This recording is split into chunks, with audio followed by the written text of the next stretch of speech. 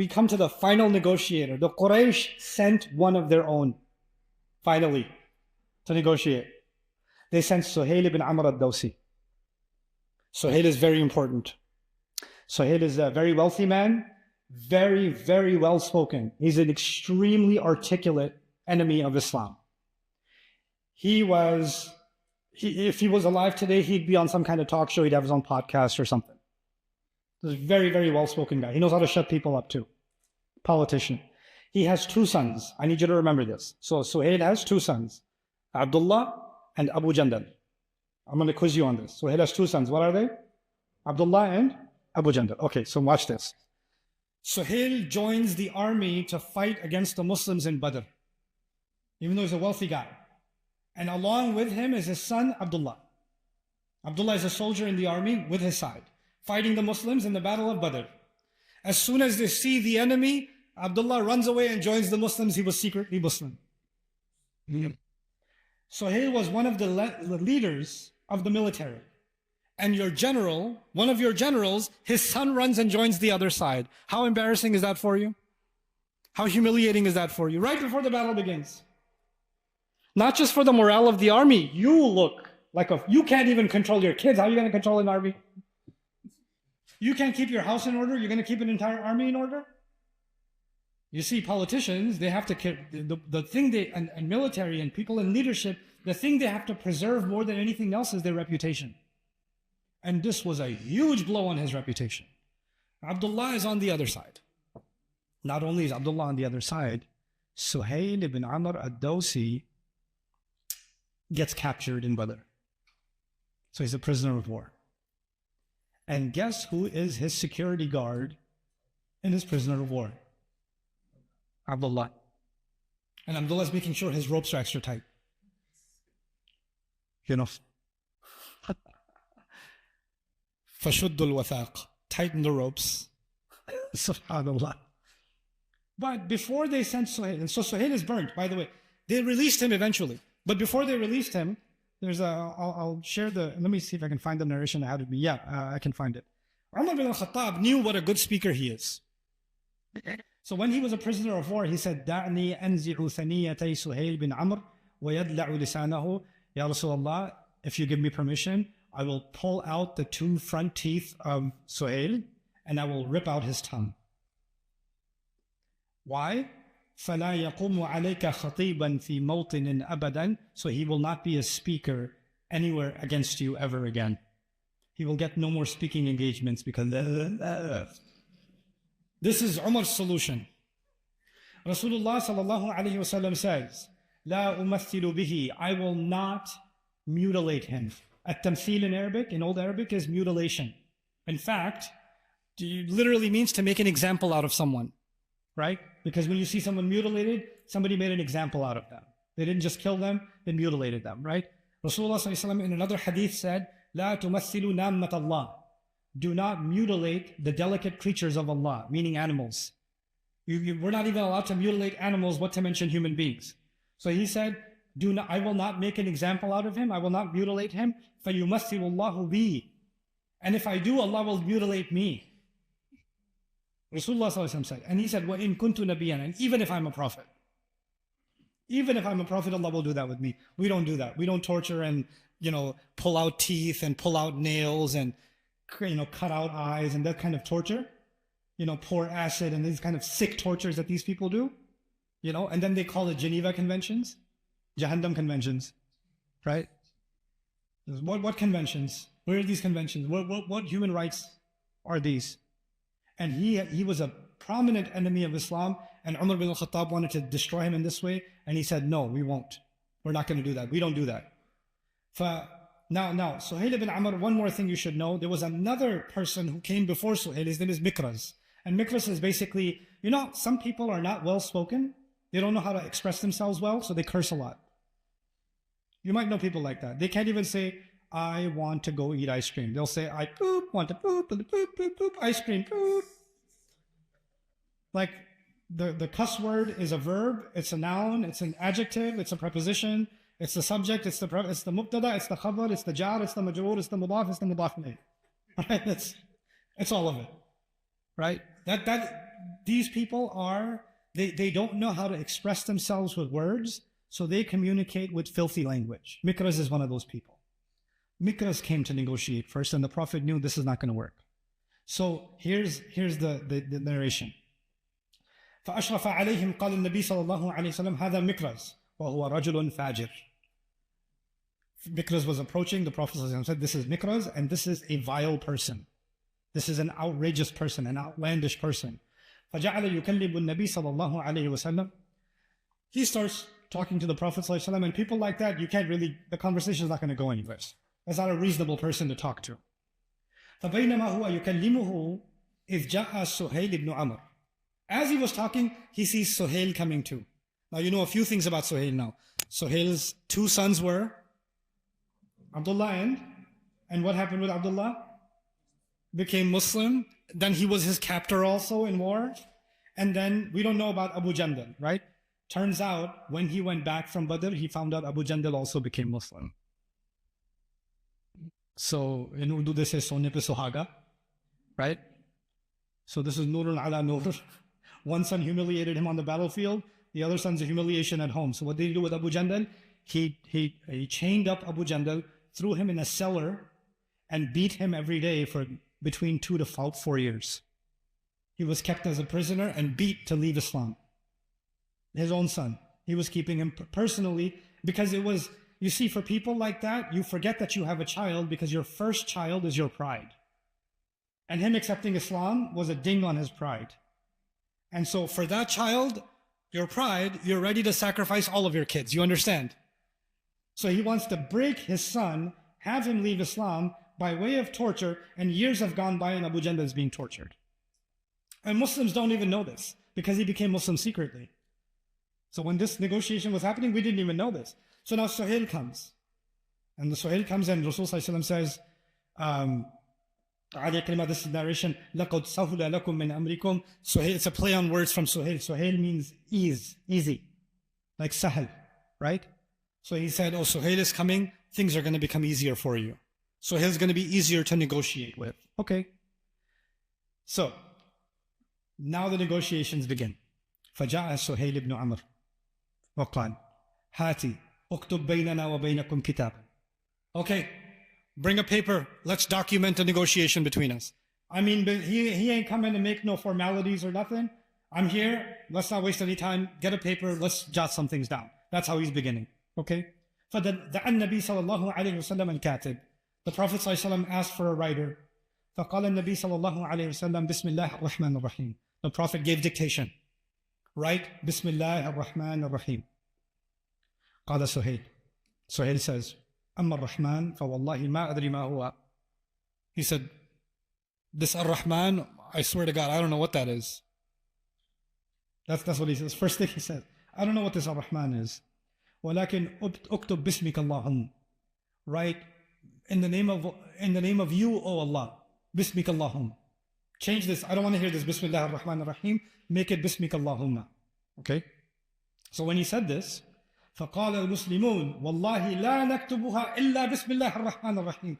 The Muslims, 1,400 of them, sitting there, almost ready to die because of the alleged murder of Uthman. Remember? By the way, they were ready to go. I didn't tell you what happened. They were ready to go. As they're about to go, Uthman comes back. And they're like, we're going to get the revenge for Uthman. But they had all that anger, and they didn't know what to do with that anger, so they got angry at Uthman. And they said, you got to do tawaf. He said, I didn't do no tawaf. What are you talking about? And so there was an upset. There's already a ready-to-die atmosphere in the room, or in the area, right? And now this guy comes and says, don't write Bismillah ar-Rahman ar-Rahim. Write Bismika Allahum. The Muslims say, Wallahi, we will never write it except Bismillah ar-Rahman ar-Rahim. فقال النبي صلى الله عليه وسلم اكتب باسمك اللهم. The Prophet ﷺ said, write in the name of you, O Allah, Bismika Allahum. Oh, the Muslims are like, did he just listen to the kafir? He listened to Suhail. Suhail was our POW. We got both his kids. And we're going to listen to him. We're ready, Bismika Allahum. Now there's a shockwave. Let me remind you of something. Remember the well that sprung out? And when it sprung out, the Prophet ﷺ said something. He said, Wallahi, whatever they ask me, I will give them, except if it's haram. Was Bismika Allahum haram? No, so he gave them. We gave them. Now the Sahaba are fired up. They don't remember that, but we can tell now the Prophet already referred to this. Okay. ثم قال هذا ما قضى عليه محمد رسول الله صلى الله عليه وسلم. The Kitabah doesn't say sallallahu. He says, this is what Muhammad, the messenger of Allah, has come to agree to. This is the opening statement. This is what Muhammad, the messenger of Allah, has come to agree to. فقال سهيل والله لو كنا نعلم أنك رسول الله ما صددناك عن البيت ولا قاتلناك ولكن اكتب محمد بن عبد الله. He said, I swear to God, if we knew, if we believed that you are God's messenger, why would we stop you from Allah's house? Why would we fight you? Write Muhammad, son of Abdullah. Got it? So now he's making them cross out Rasulullah and write Muhammad, the son of Abdullah. فقال النبي عليه الصلاة والسلام والله إني رسول الله. He said, I swear by Allah, I am Allah's messenger. وَإِن كَذَّبْتُمُونِي, even if you call me a liar. اكتب محمد ibn Abdullah. Write Muhammad, the son of Abdullah. So now, Bismillah ar-Rahman ar-Rahim got replaced with Bismika Allahum. So we went with the Rasul's suggestion or Suhail's suggestion. So Suhail won 1 point in the negotiations. Then Muhammadur Rasulullah or Muhammad ibn Abdullah, another point in Suhail's favor. Because if negotiations are you get some, you give some, the score is 2-0. You with me, right?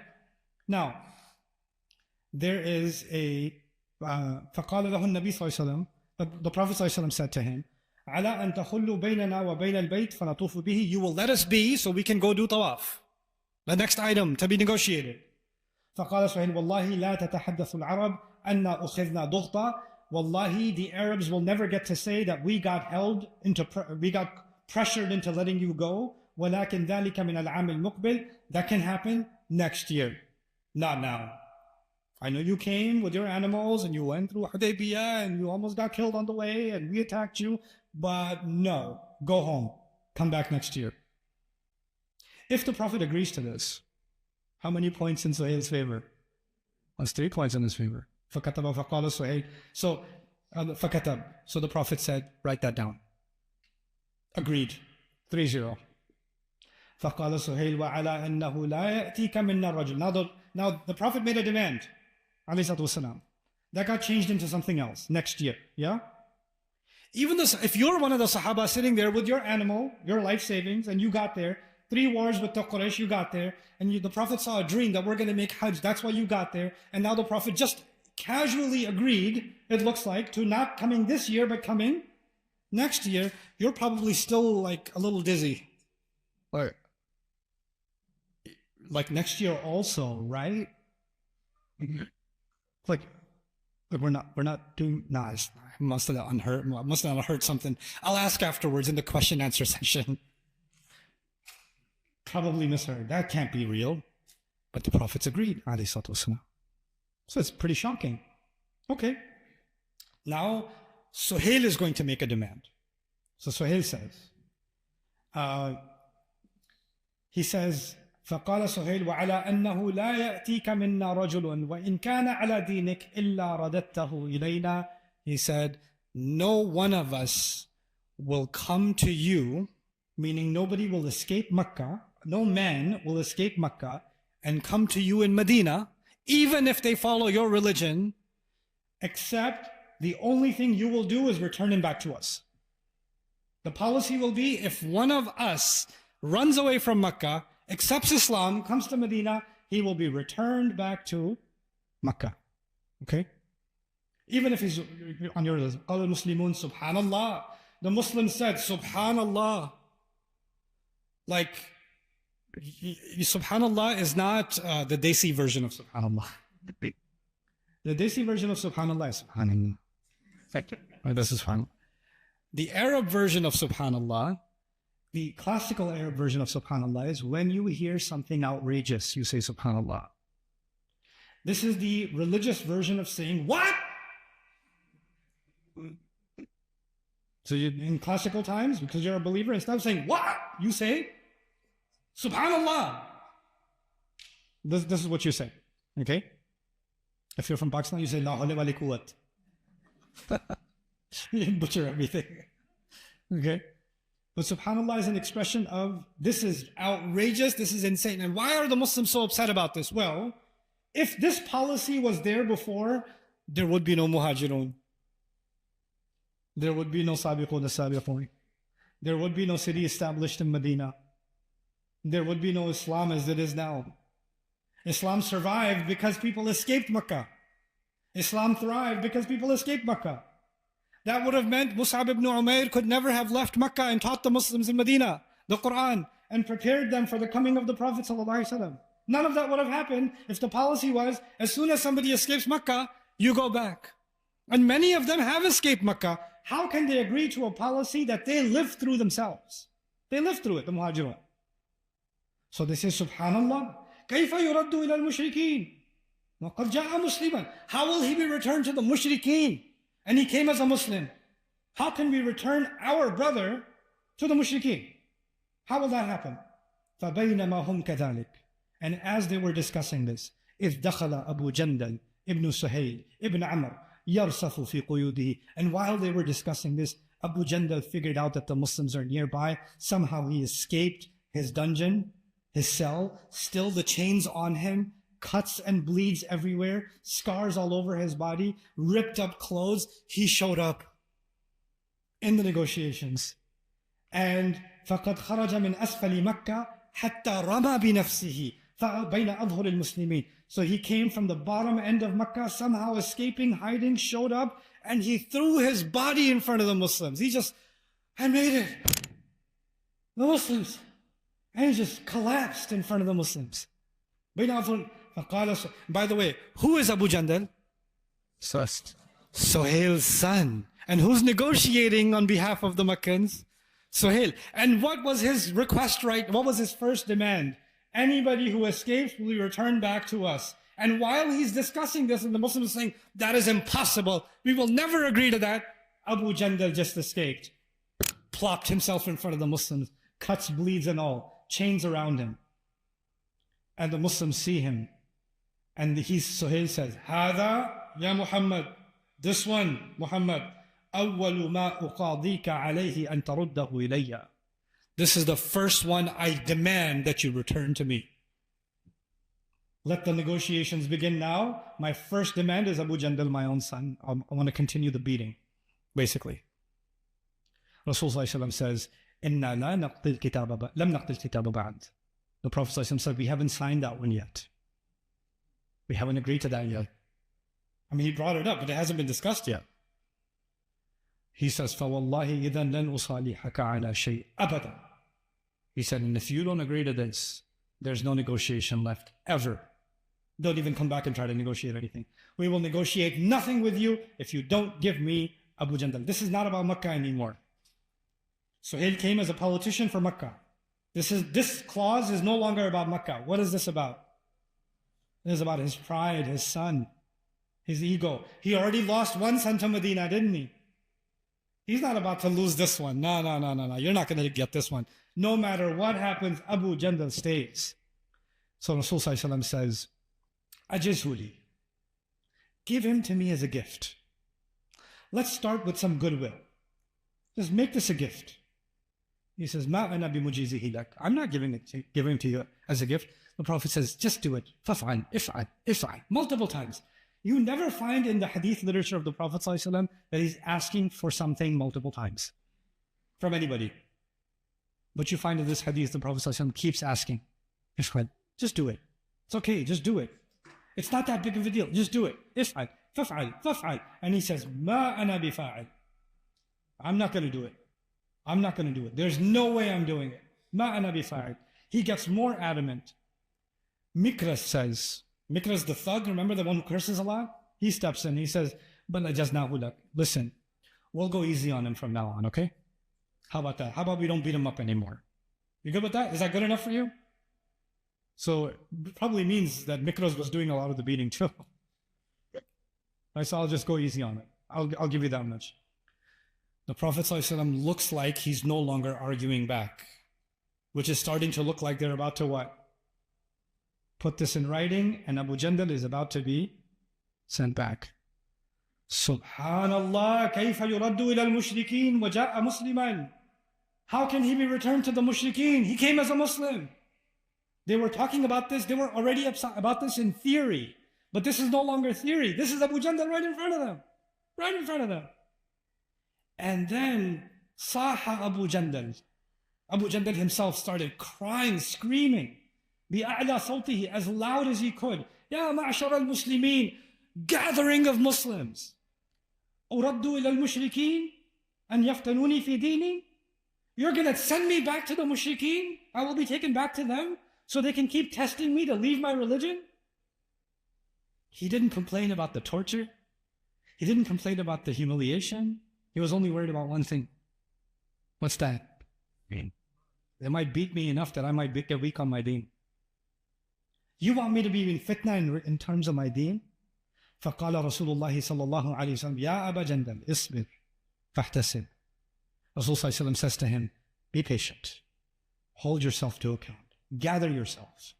Compose yourself. فإن الله جاعل لك ولمن معك من المستضعفين فرجا ومخرجا. He said, Allah will place for you and all of those that are weak among you a relief and a way out. أنا قد عقدنا بيننا وبين القوم صلحا. I have now agreed to this agreement. The Prophet told him, you need to accept this reality. I've agreed with it. وأعطيناهم على ذلك أعطونا عهد الله وإنا لا نغدر بهم. We have now made this agreement with Allah as a witness. We will not go back on it. فقال فوثب عمر بن الخطاب مع أبي جندل يمشي إلى جنبه. Umar bin al-Khattab sees this. He has a sword. And he puts the sword on the side of his horse. Okay? And he slowly walks the horse towards Abu Jandal. And he comes to Abu Jandal. And he starts whispering to him. يقول اصبر يا أبا جندل. Just be patient, Abu Jandal. فإنما هم المشركون. They're just mushrik. Mikraz and who? So they're just mushrik. وإنما دم أحدهم دم كلب. Their blood is a dog's blood. He's whispering to Abu Jandal. وبدني قائم السيف منه. And my horse, there's a sword hanging there. The Muslims cannot fight because they're negotiating. The Prophet told them they came in the state of ihram. They will not take any instruction outside of what they came for. Who can take action? Abu Jandal can take action. Umar bin al-Khattab says, my sword kind of just left dangling there. And Umar bin al-Khattab says, رَجَوْتُ أَنْ يَأْخُذَ السَّيْفِ وَيَضْرِبَ بِهِ أَبَاهُ. I was hoping he would just grab the sword and strike down his father. قال فظن الرجل بأبيه ونفذت القضية. But he was too considerate of his father, and so it was what it was. Meaning he was sent back. He couldn't do it. I can't do this to my dad. Subhanallah. وَبِالْوَالِدَيْنِ إِحْسَانًا. Oof. Oof. So he holds back. He's not going to... Now, we've reached almost the juiciest part of this.